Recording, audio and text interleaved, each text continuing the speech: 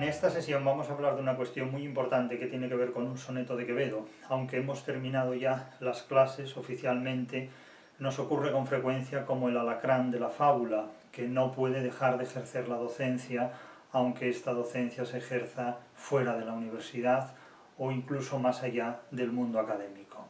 Pero es que, aunque no haya vocación por el ejercicio de la docencia como tal, sí hay vocación por la interpretación de la literatura, y en ese sentido no podemos dejar de interpretar la literatura aunque el curso haya terminado, aunque el proceso del calendario universitario haya llegado a su fin. Por esa razón es absolutamente necesario, y el cuerpo lo pide y la literatura lo exige, interpretar este soneto de Quevedo. Este soneto de Quevedo está dirigido por parte de Quevedo a los idealistas y a aquellas personas que quieren cambiar el mundo. Es curioso que después de tantos años sobre este mundo, incluso diríamos que de tantos milenios sobre este mundo, haya todavía personas que quieran cambiarlo, que quieran cambiar el mundo, y que digan que se proponen cambiar el mundo, y que además arguyan como pretexto para cambiar el mundo pues su juventud, como si la juventud fuera un pretexto para hacer el idiota a una época, en una época como la nuestra, o como si la juventud permitiera hacer, insisto, estupideces, cometer estupideces mejor que en cualquier otra época, es decir, como si hubiera un privilegio en la pubertad o en la adolescencia para cometer imprudencias que podrían incluso determinar el resto de la vida, y no así en la vejez, en la madurez o en el feto materno, ¿no? Es decir, las imprudencias no hay que cometerlas nunca, ni en estado fetal, ni en la senectud, ni en la pubertad, ni en la adolescencia, ni en la juventud, ni en ninguna etapa.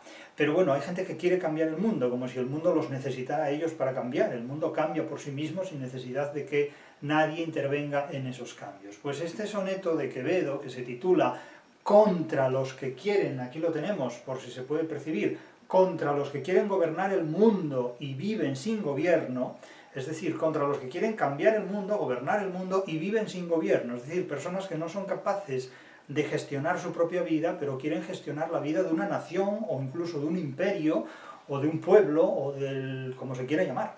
Es decir, que no son capaces de administrar su dinero, pero pretenden ser ministros de la hacienda pública, del gobierno global, del gobierno mundial, o del país al que pertenecen. Es decir, que este ejemplo, que por cierto también está muy presente en la Regenta, el padre de Ana Ozores. El padre de Ana Ozores era uno de esos liberales, románticos, revolucionarios, todo junto, que querían también cambiar el mundo y pretendían establecer una especie de organización del dinero público, pretendían organizar el tesoro público del Estado español, y sin embargo no fueron capaces de organizar ni su propia economía, y llevaron a la ruina pues a sus familias y también a su hija, la que dejaron prácticamente sin un duro, podríamos decir.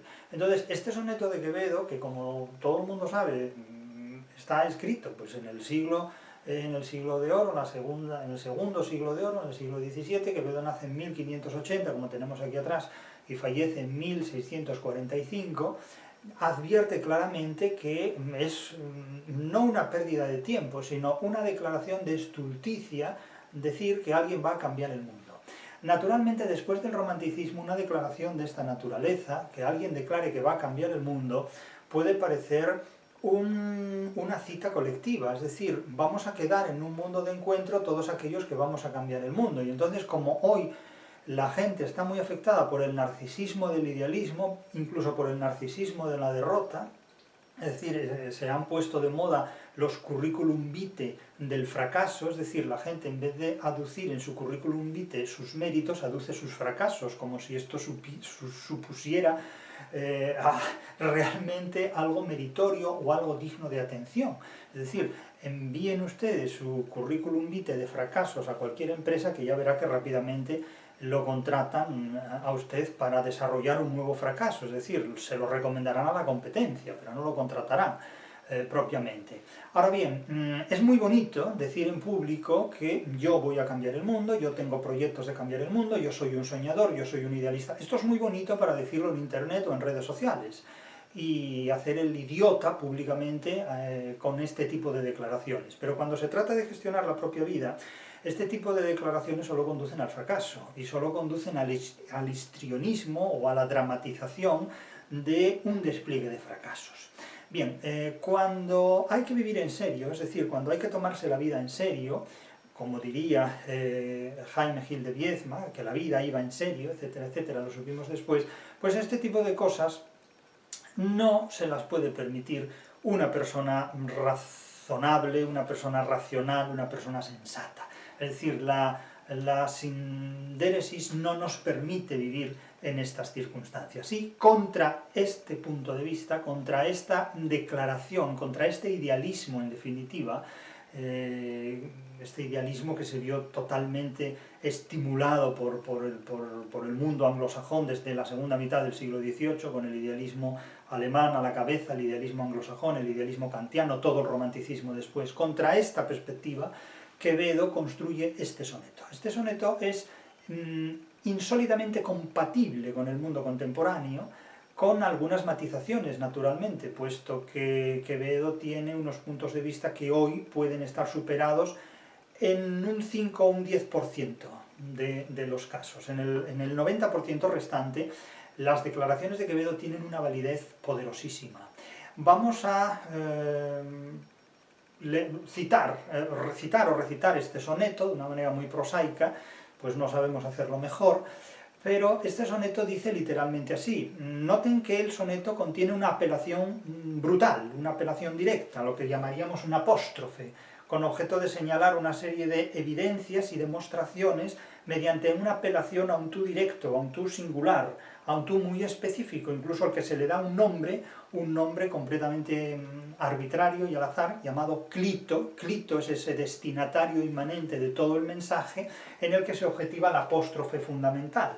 Naturalmente el poema se centra en una apelación a ese Clito, que podría ser Clito, no me confundan el Clito con otra cosa, Clito, una apelación parenética, en virtud de la cual se trata de objetivar una amonestación crítica, es decir, se trata de advertir a alguien que debe adoptar una conducta leccionadora, que debe adoptar un comportamiento mediante persuasión o mediante consejo que le permita superar el idealismo que padece, el idealismo del que adolece y que naturalmente le va a conducir a un fracaso.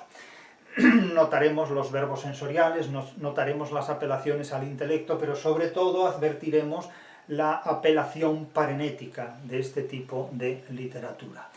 El apóstrofe tiene una intensidad máxima porque si en todo poema, si en toda composición poética afectada por el apóstrofe podemos distinguir una apelación máxima, media y mínima, la máxima sería la que afecta a las 4 estrofas del soneto, y es este caso, es decir, Clito está apelado en las 4 estrofas del soneto.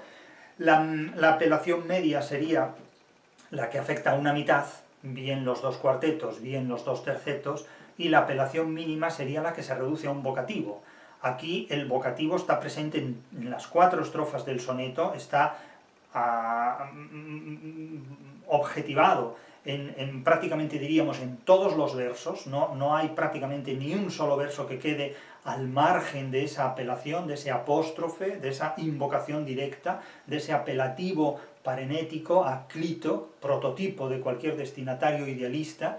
Y ya sin más vamos a recitar el soneto, vamos a declarar este soneto. El soneto que se titula, y aquí lo tienen delante, Contra los que quieren gobernar el mundo y viven sin gobierno.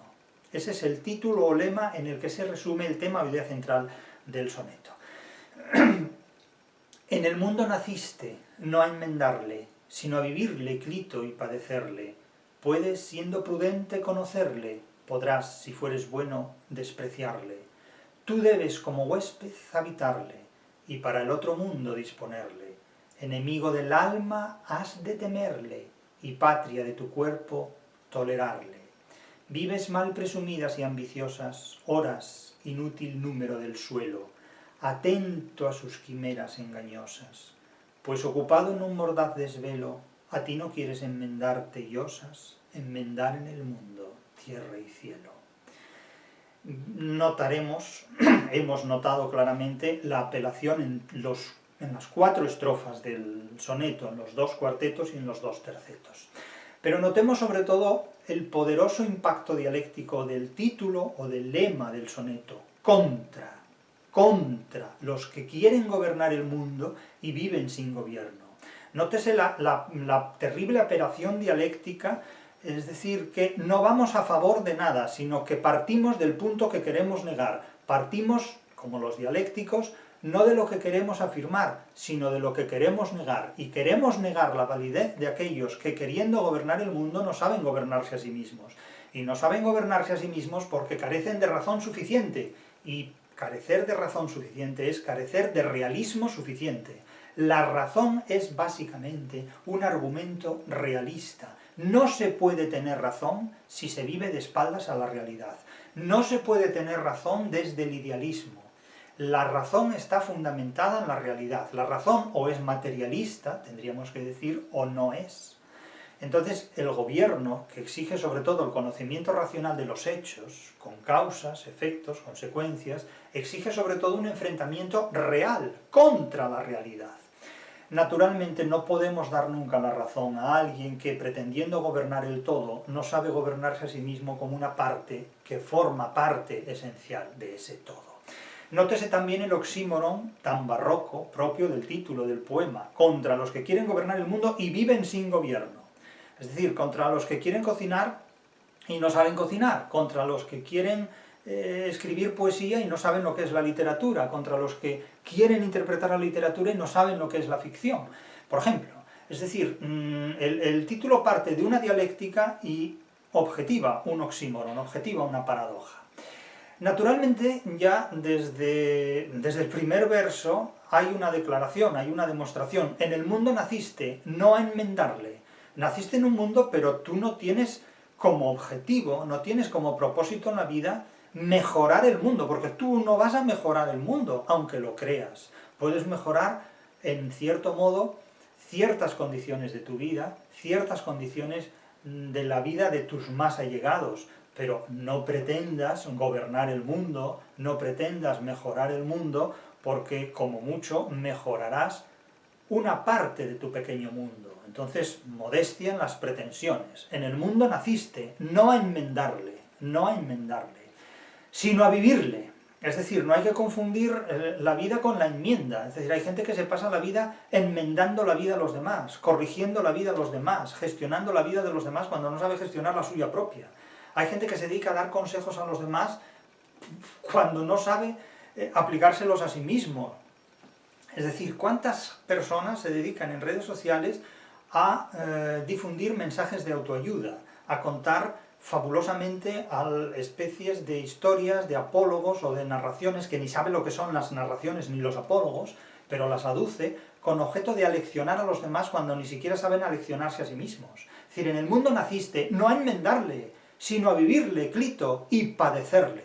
Es decir, que has nacido en este mundo, pero no a mejorar las condiciones de vida sistemáticamente de los demás, sino a sufrir el mundo. Porque, claro, yo he dicho muchas veces que cuando me preguntan, cuando la gente con cierto entusiasmo, con ciertos momentos muy hormonados me preguntan, bueno, ¿y para usted qué es la vida? ¿No? Dicen, ¿qué es la vida para usted? ¿Cómo define usted la vida? Pues es muy simple, la vida no se define, la vida se vive.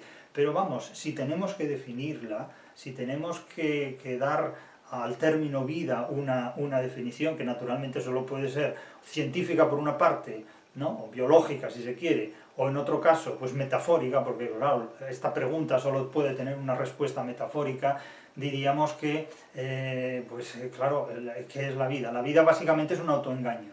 En primer lugar es un autoengaño, porque sin el engaño propio y ajeno no se puede vivir. Entonces la vida es un autoengaño. La vida también es un dolor de cabeza. Es un dolor de cabeza porque hay que enfrentarse a muchísimos problemas que el autoengaño no resuelve. Ni el engaño ni el autoengaño resuelve. Pero también es cierto que es un dolor de cabeza con pausas. Y en esas pausas la vida tiene momentos excepcionalmente deliciosos, tiene momentos excepcionalmente maravillosos. Entonces, claro, ¿qué es la vida? Pues un autoengaño, porque sin autoengaño no se vive. un dolor de cabeza porque tiene malos momentos, hay problemas económicos, hay problemas de salud, hay problemas laborales, hay muchos problemas, la vida es un repositorio de problemas, pero esos dolores de cabeza, vamos a decirlo así suavemente, tienen pausas que son excepcionalmente maravillosas, pausas magistrales, vamos a decirlo así, con doble o triple sentido. Por lo tanto,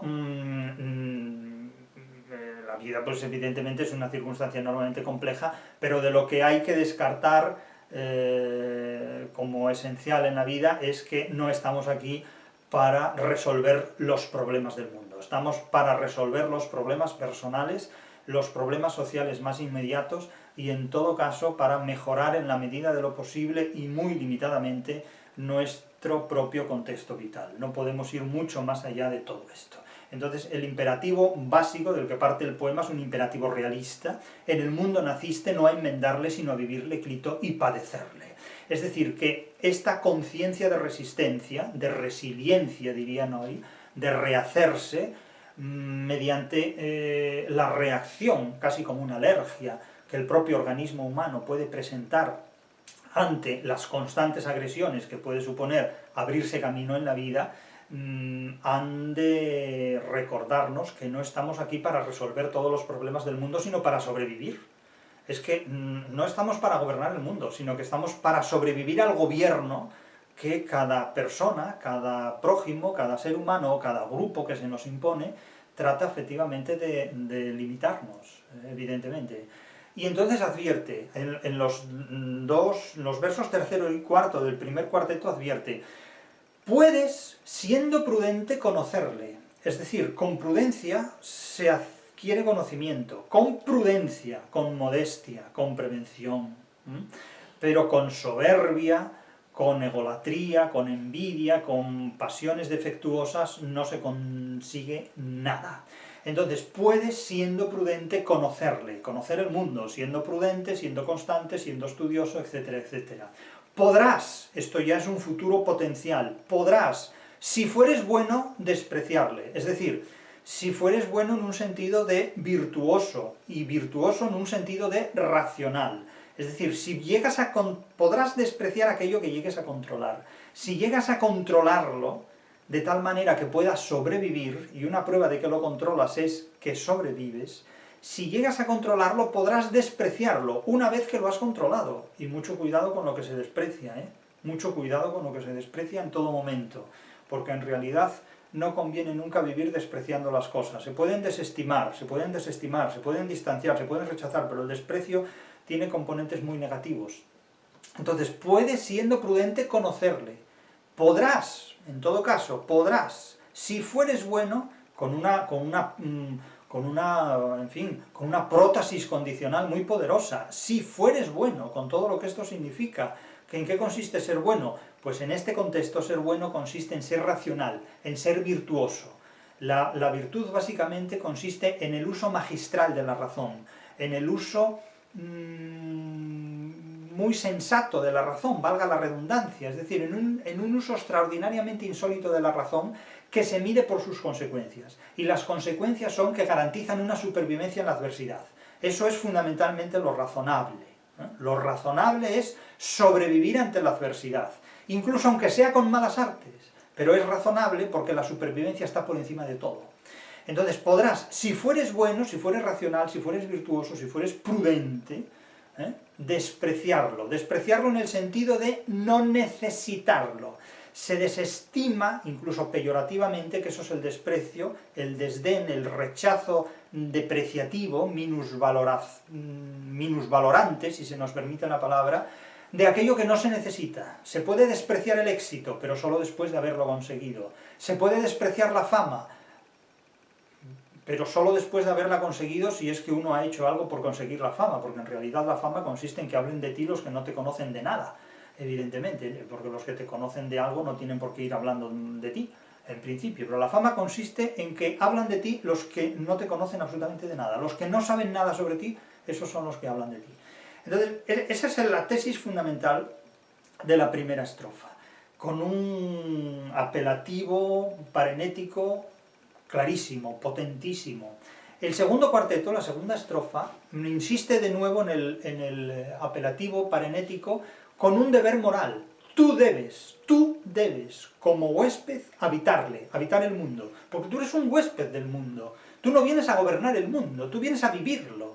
Es decir, tú no vas a un hotel a gobernar al hotel, vas a hospedarte al hotel. Pues el mundo en este punto es como si fuera un hotel en el que tú habitas y que además te pasa facturas bastante altas, bastante duras.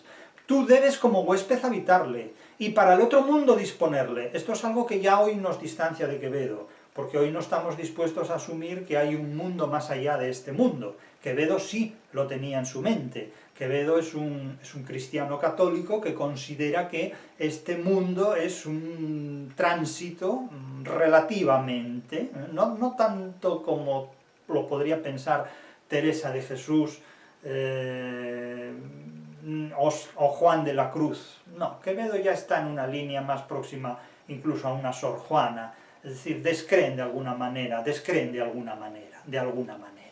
Pero tú debes como huésped habitarle, y para otro mundo disponerle, Enemigo del alma has de temerle. Claro, recordemos que según la teología católica y cristiana, el mundo, el demonio y la carne son los tres enemigos del alma, ¿no? El mundo, el demonio y la carne son los tres enemigos del alma. Alguien a veces ha añadido más a la lista, pero los que reconoce la teología cristiana en la época de Quevedo son estos tres: mundo, demonio y carne. Enemigo del alma has de temerle, es decir, ha de prevenirse uno contra el mundo. Pero es que, al margen de que el mundo sea o no un enemigo del alma, contra el mundo hay que prevenirse. Reconozcamos o no la existencia del alma, o seamos o no cristianos, o católicos, o creyentes. Es decir, el mundo es un depósito de bichería y de víboras y de alacranes con el que hay que tener mucho cuidado. Por lo tanto, enemigo del alma y del cuerpo, hay que temerle. Es decir, contra el mundo hay que prevenirse, y hay que prevenirse todos los días, y muy racionalmente y muy atentamente. Y patria de tu cuerpo, tolerarle. Es decir, aquí el cuerpo se identifica con la patria, con el Estado, es decir, con la sociedad política, que de alguna manera te guarnece, te protege o te blinda, y por lo tanto hay que tolerarlo en todas las consecuencias. Tengas en cuenta que el término tolerar, etimológicamente tolere, viene de sufrir, de alguna manera, padecer. Tolerar algo es aguantarlo, soportarlo, padecerlo. De hecho, casi podemos decir que semánticamente se produce una ploce o una mesodiplosis, es decir, una reiteración, ya no tanto fonética cuanto sí semántica. La última palabra del segundo verso es padecerle, sino a vivirle clito y padecerle. Y aquí se habla de nuevo de tolerarle, es decir, que hay una reiteración semántica, porque tolerar y soportar y padecer es lo mismo. Patria de tu cuerpo, a tolerarle. Y claro, tienes que defender el cuerpo, como se defiende la patria y se la tolera a la patria.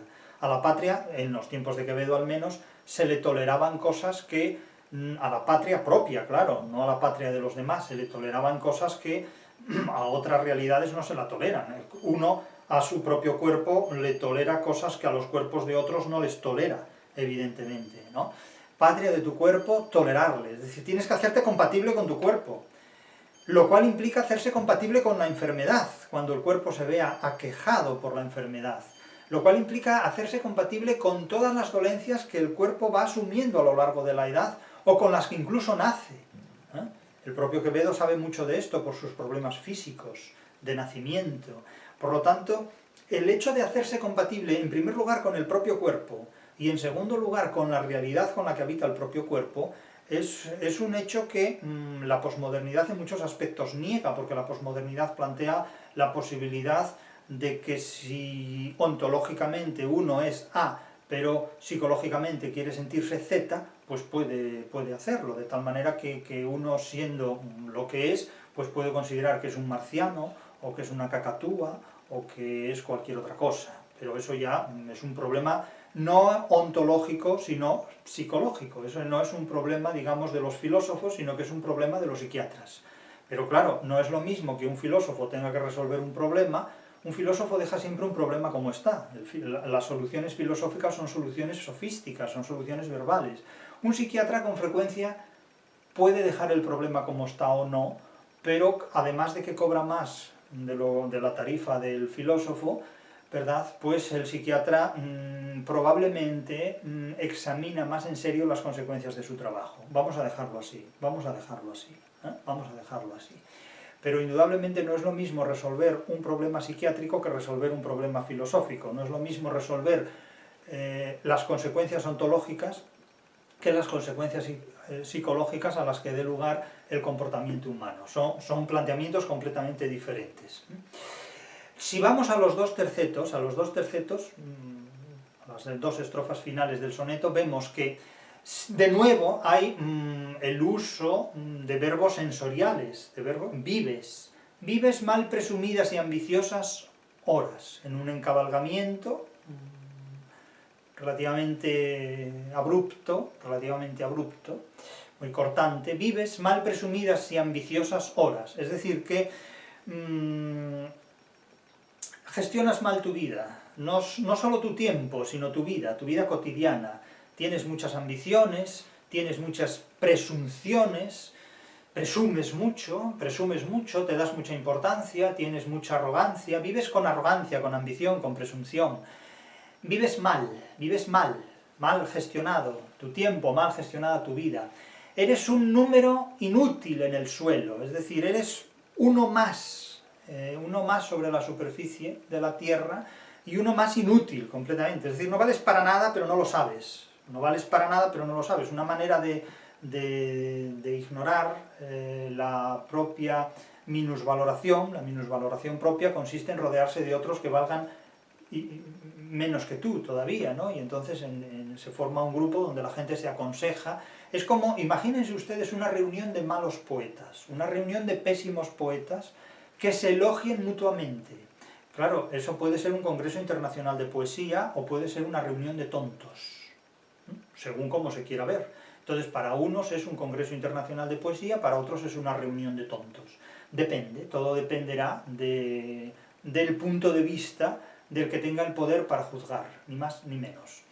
Vives mal presumidas y ambiciosas horas, inútil número del suelo, atento a sus quimeras engañosas, porque las quimeras engañosas son las quimeras que protagoniza el sujeto porque está atento al mundo.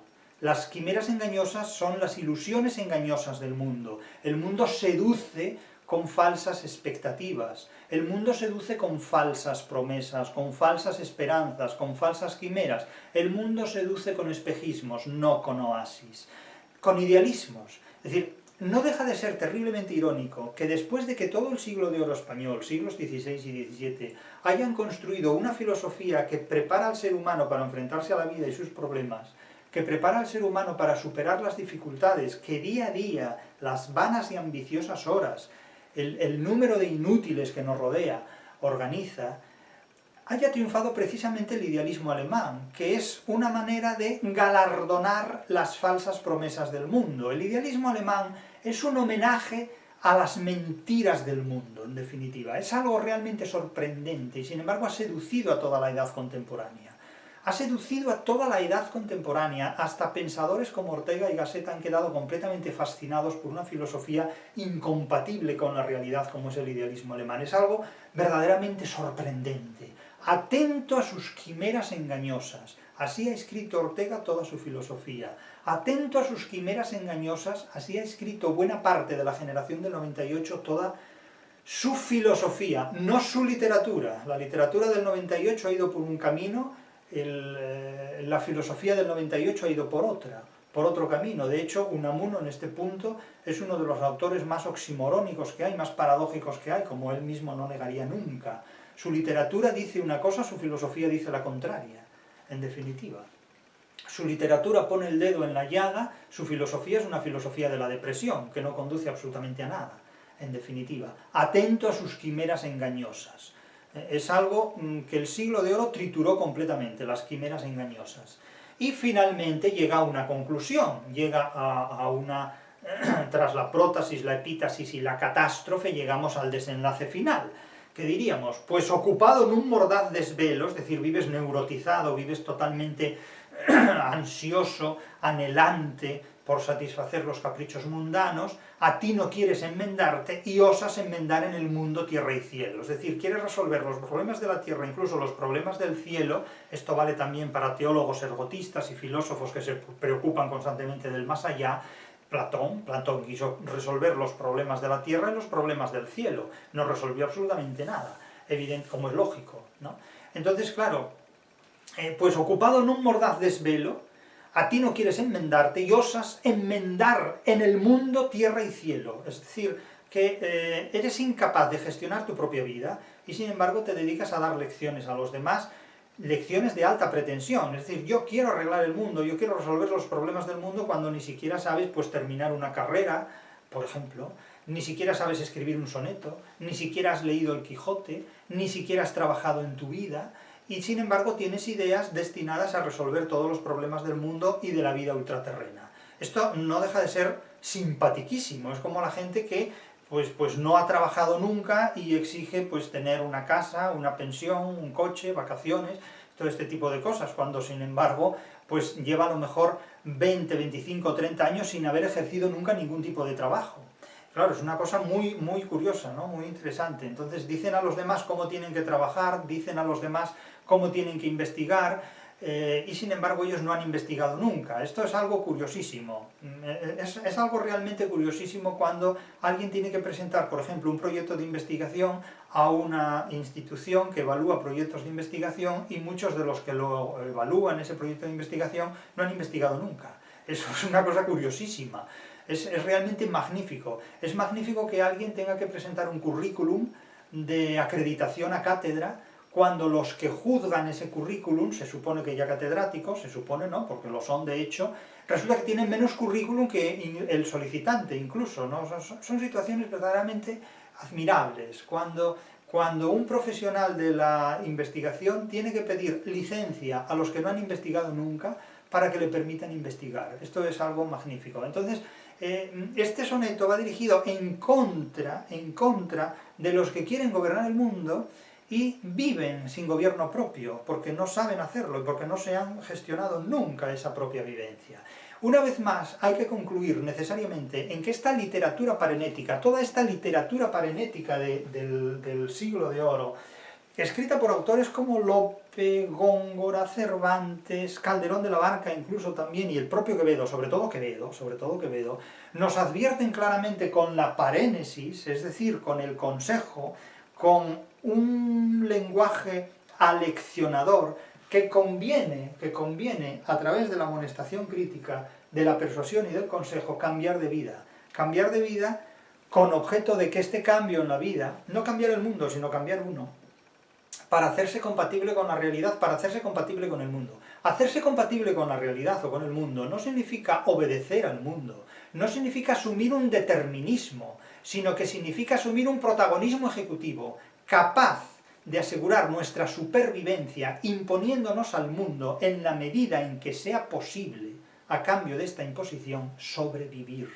No tiene sentido enfrentarse a un mundo que nos va a triturar, por eso es necesario conocerlo. Podrás, si fueres bueno, despreciarle, puedes, siendo prudente, conocerle, pero de ninguna manera puedes enfrentarte a él creyendo que puedes más que él, y menos aún hacerlo a una edad temprana. La juventud no es un pretexto para decir estupideces, ni para protagonizar errores que van a determinar completamente y a veces de manera irreversible la propia existencia. Los grandes problemas que tenemos hoy día es que seguramente estamos ante uno de esos momentos históricos en los que hay generaciones de gentes que han nacido apenas hace menos de 2 décadas, que no saben qué hacer con lo que han recibido de las generaciones anteriores. Y no saben qué hacer con lo que han recibido, con lo que han hecho generaciones anteriores y que ellos han recibido, porque no tienen formación suficiente ni para interpretarlo ni para manejarlo. Es decir, es como gente que tratara de pilotar un avión sin saber lo que es un avión. Gente que trata de explicar la literatura sin saber lo que es la literatura. Gente que ejerce una actividad profesional sin conocer el contenido de esa profesión. Y esta es una situación que va a dar lugar, indudablemente, a respuestas determinadas por la barbarie, por la ignorancia violenta.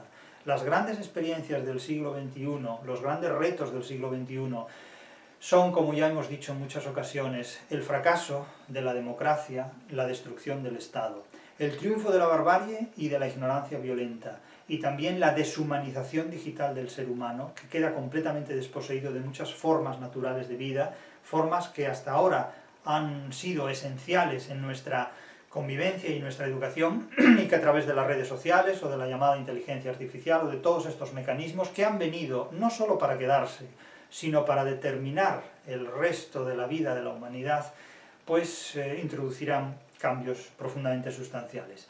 Si no somos compatibles con todos estos cambios, pues indudablemente no sabremos sobrevivir. Y es lo que le ocurrirá al 99% de la población, que no sabrá sobrevivir y perecerá víctima de las seducciones de Narciso en las redes sociales y de Aracne, hijos de Aracne y Narciso en definitiva.